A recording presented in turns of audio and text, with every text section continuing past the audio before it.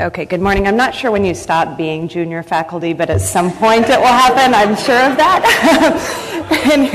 Anyway, thank you for having me this morning. I really welcome the opportunity to present to this group. It's a special group of people. And my job today is just kind of to talk about the basics of bladder cancer, both detection, diagnosis, and we'll just kind of start with the epidemiology. As Diane covered, the incidence of bladder cancer in the United States is about 60,000 new cases per year. There's still a male predominance with a diagnosis ratio of about 3-to-1, with Caucasians being diagnosed more often than African Americans and Latinos. We have seen increasing incidence in bladder cancer, 33% since 1985. Most patients with bladder cancer are diagnosed in their 5th to 7th decade of life, and bladder cancer has the highest recurrence rate of any cancer that we treat. You can see in this slide here that bladder cancer is about the 4th most common malignancy in men, and I think it's the 8th most common malignancy in women. Etiology of bladder cancer is related to exposures, both industrial and environmental, with smoking being the #1 risk factor. Other industrial exposures such as aniline dyes or dyes from printing presses, radiation therapy, often environmental or from other medical treatments that we have administered to people, or chemotherapy that patients may have received for other reasons. With smoking and bladder cancer, we do understand that there's certainly a dose-dependent effect. So for patients who smoke more, the risk of bladder cancer increases. And once people quit smoking, the risk for bladder cancer doesn't go back down to if you never smoked, but it is lower than for patients who continue smoking. Really, the only modifiable risk factor that most patients have available to them is to quit smoking. One of the interesting things about bladder cancer is that it is a disease that is somewhat of a chronic disease in some patients with extremely long survival and multiple treatments, particularly for patients with non-muscle invasive disease. And as a result, there's very, very high treatment costs associated with multiple installation therapies, BCG, chemotherapy. I'm sure many of you have had repeated cystoscopies every 3 months for many, many years. The estimated cost of bladder cancer treatment in the U.S. is about $3.4 billion annually, the 5th highest in overall costs, which certainly is higher in relation to the incidence of bladder cancer. Despite all of this, as Diane mentioned, there's extremely limited public awareness of bladder cancer in the United States. For most of you, this is probably somewhat of a bad reminder of what happened when you were diagnosed. The #1 way that patients present is with blood in the urine. So for patients older than 40 years old, it is 100% necessary to take this extremely seriously, and we must rule out bladder cancer in patients with either gross hematuria or just microscopic hematuria. Many patients, 10 to 15%, actually present just with dysuria, urinary frequency, or painful urination. And some patients present just with microscopic hematuria. They never see anything. Their doctor tells them that they had some microscopic blood in their urinalysis on a routine screening examination many times. As urologists, if we do have a patient who comes to us with blood in the urine, we start looking for a reason for the blood in the urine and a source for the blood in the urine. So it's 100% necessary for patients to have an evaluation both of what we call the upper tract, so the kidneys and the ureters, as well as the lower tract, which is the bladder. In this day and age, most people get a CT scan rather than an IVP to evaluate the kidneys and the ureters. And to look in the bladder, there's still no other test that's better than just looking in the bladder with a cystoscope.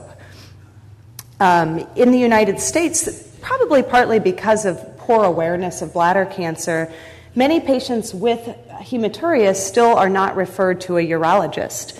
So only about 75% of patients with gross hematuria are ever referred to a urologist, and only about a third of patients with microscopic hematuria are ever referred to a urologist, despite the fact that with gross blood in the urine, almost a third of patients will ultimately be diagnosed with bladder cancer. I think this really speaks to the lack of awareness of bladder cancer diagnosis, particularly in women, actually. This might be something that is a bad reminder for many people here. This is the flexible cystoscope, something that we rely on heavily in terms of clinical diagnosis, surveillance, and screening for bladder cancer. Still our best tool. This is what we can see cystoscopically. It shows a low-grade papillary tumor within the bladder. Kind of looks like a sea anemone floating around in there. Whereas this is what a high-grade tumor looks like. You can see that it looks a lot more solid. We call this a sessile tumor, where it's broadly attached to the wall of the bladder, more likely to be invasive into the wall of the bladder. Once we do see a mass within the bladder, we need to figure out how deeply that mass is going into the wall of the bladder and what grade this mass is, whether it's a low-grade tumor or a high-grade tumor. And usually the only way to do that is by resecting the tumor with a cystoscope in the operating room. For bladder cancer, the main predictors of behavior are the stage of disease, meaning the depth of invasion, and the grade of disease, meaning the microscopic appearance of the tumor underneath the microscope. So for a low-grade tumor, it looks a lot like normal bladder, whereas for a high-grade tumor, the cells really look nothing like normal bladder under the microscope. Once we have a specimen of tumor, we can also do other genetic analyses looking at markers such as P53 to look for signs of aggressive behavior of the tumor.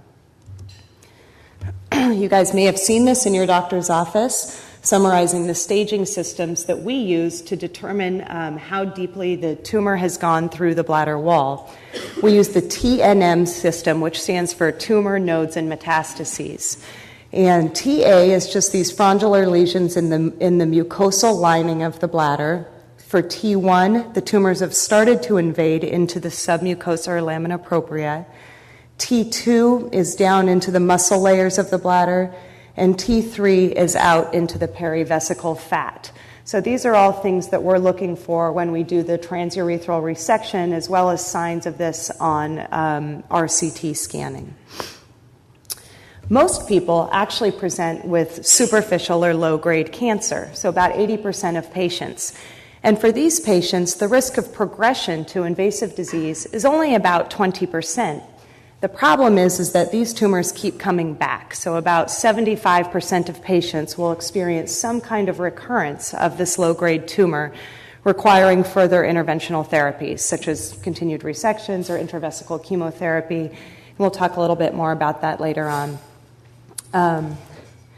For non-muscle invasive disease, most of these patients are treated with surveillance with cystoscopy, and there is, again, a low risk of progression to invasive disease. Our goals are to identify and treat high-risk lesions and try to prevent progression of disease. Oops, this is a funny slide. So sometimes we use BCG, which some of you may have experienced, or mitomycin or adriamycin intravesical chemotherapy in these non-muscle invasive disease. And I think Dr. Josephson will talk a little bit more about this later on. We're always looking for adjuncts to cystoscopy to allow us to determine in the office setting which patients are at high risk for having muscle invasive disease or disease that needs further treatment besides just what we can do cystoscopically or with intravesical chemotherapy. We use urinary markers such as urinary cytology, where we barbotage the bladder with saline through a cystoscope, try to wash cells off the bladder wall and look at those cells underneath the microscope. For cytology, we're looking for any cells that look like ugly cancer cells. So you can see that these have sort of a dark nucleus and they don't look like normal bladder cells at all. Cytology is very good at allowing us to find high-grade disease or carcinoma in situ, but for those papillary frondular tumors where the cells individually look a lot like normal bladder cells, cytology isn't very helpful. This is a slide that summarizes some of the other markers available in urine, looking for ways that we can do a better job cystoscopically at identifying tumors. So cytology, which has sort of been the gold standard, doesn't have a great sensitivity overall. Only about 50% of tumors will be detected. But if the cytology is positive, meaning if it comes back showing these atypical cells, it's almost surely diagnostic of a higher grade lesion within the bladder. We'll talk a little bit more about NMP22 and some of the other markers as we go forward. NMP22 is FDA approved for bladder cancer. It looks at levels of nuclear matrix protein 22 in the urine, which are increased in higher amounts or expressed in higher amounts from cancerous bladder cells. Again, NMP22 is somewhat dependent in its sensitivity based on whether we're dealing with a low-grade lesion or a high-grade lesion within the bladder. So again, for low-grade lesions, similar to cytology, it's not extremely sensitive, but for higher-grade lesions, NMP22 will be positive in 72 to 100% of patients, so really pretty good. The overall sensitivity, meaning our ability to pick up lesions if they're there, is about 75%, whereas specificity is about 86%. BTA stat is another test that your doctor can do in the office, which just is a urine test, looks at another marker in the urine called human complement factor H-related protein, which I don't want to say again. Similarly, the sensitivity is quite dependent on, this is showing low grade over here and high grade over here. One of the problems with BTA stat is that if patients have urinary tract infections or BCG exposure quite recently, we can see false positives with the BTA stat. And so for many patients who are undergoing intravesical therapy, it can be a really confusing marker for us to try to use. Final test that we use on just urine samples from the office is called FISH, or UroVision. And this test actually is aiming to look at the chromosomal level and look at mutations in chromosomes 3, 7, and 17 known to be associated with bladder cancer. Normally, we're looking for trisomies or multiple copies of these genes. And again, FISH is something that we're learning how to use. And I think most urologists probably use it in conjunction with cytology, in conjunction with cystoscopy. None of these tumor markers are something that can replace cystoscopy at the current time. So this shows what we get back from the lab that does the FISH, and they're showing us the altered genes, I think are the green ones in this picture. One thing that we do know is that if doctors know ahead of time that there is an abnormal marker in the urine, so if we know that there's a positive result from an NMP22 or a positive FISH, that we're better at picking up lesions on cystoscopy, so the index of suspicion is increased. There's one trial that shows that with no knowledge of a test, urologists were only able to pick up about 5% of the tumors, which seems not quite right to me. But if there was a knowledge of a prior test, they were able to pick up a significantly higher percentage of tumors. Another exciting, I think, development in cystoscopy and in bladder cancer detection in the United States is some adjuncts to cystoscopy, including fluorescent cystoscopy, optical coherence tomography, which are all tools for a urologist to use to do a better job determining if there is a lesion in the bladder when we're looking in there, and if there's any sign that this is a high-grade lesion or a lesion that's invading into the wall of the bladder that needs to be biopsied. With fluorescent cystoscopy, we put a substance into the bladder, leave it in the bladder for about an hour, and the substance is selectively taken up by cancerous cells. So once we look into the bladder with a fluorescent light or a violet light, we can see these tumors quite clearly. So this is a normal, what's called white light cystoscopy view, where the sort of flat tumors are quite difficult to pick up. Whereas with fluorescent cystoscopy, it seems extremely clear where those tumors are. Let's skip over that slide. Similarly, fluorescent cystoscopy isn't perfect. Inflammation within the bladder, so urinary tract infections, again, prior exposure to BCG, can lead to false positives, even with fluorescent cystoscopy. One of the exciting things is that there is growing evidence that using fluorescent cystoscopy may actually impact recurrence rates of bladder cancer, which would be phenomenal. So most of these studies looking at 1, 2, and some further out in terms of follow-up from the bladder cancer show that with white light cystoscopy, the recurrence rates or the recurrence-free survival was in the 60s to 70%, Whereas with the fluorescent cystoscopy, the rates were much higher, meaning patients didn't experience recurrence, probably because when we did the original cystoscopy, we were able to pick up more of the lesions rather than them just kind of getting bigger and bigger and showing up later on.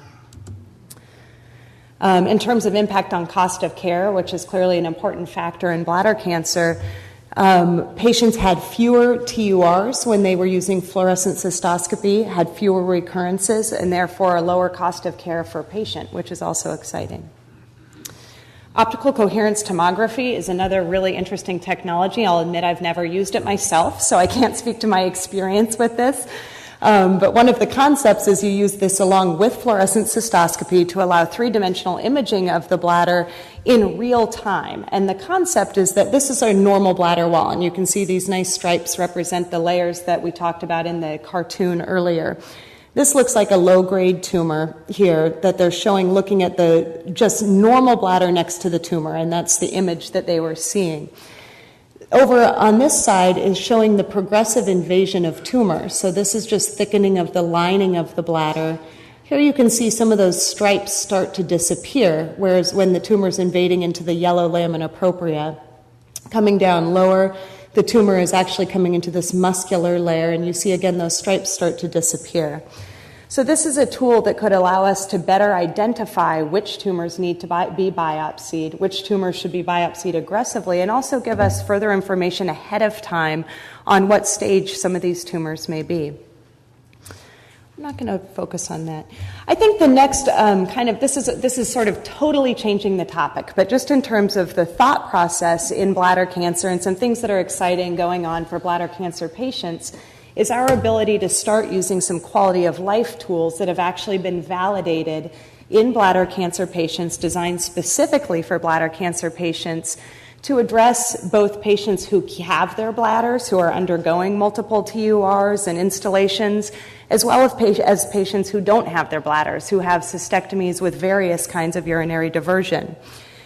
These are all tools that have been used in the bladder cancer setting. There are some limitations. Historically, many of these tools didn't focus just on bladder cancer patients. They didn't focus on patients who had kept their bladders, who didn't have a cystectomy. All of the studies, obviously, are retrospective, and it was quite difficult in the past to try to separate out, and is still now, to separate out selection biases amongst patients who have chosen different types of therapies. But I want to focus on one of the tools that I think is really exciting called the Bladder Cancer Index. And this is a tool that's been developed by the University of Michigan looking at urinary, sexual, and bowel domains in patients who have been diagnosed with bladder cancer. And the Bladder Cancer Index counts patients who both have had a radical cystectomy as well as patients who have undergone endoscopic management of their bladder cancer. And the original data from this looked at about 315 patients in a prospective manner from diagnosis on, and using it's a survey type of method looking at health-related quality of life in terms of bladder cancer survivors. And some of the findings that are exciting with the Bladder Cancer Index is that it was sensitive to differences in patient populations, meaning those who have a bladder, patients who don't have a bladder. We did see differences in the urinary scores based on whether patients have had a cystectomy or not had a cystectomy.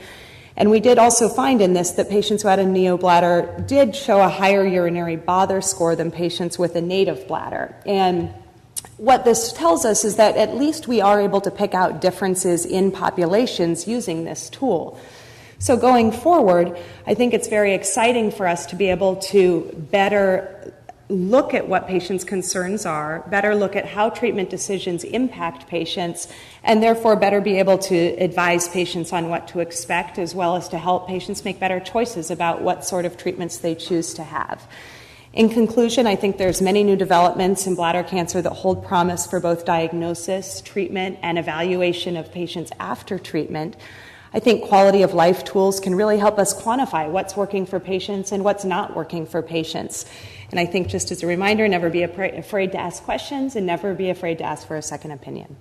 Thank you.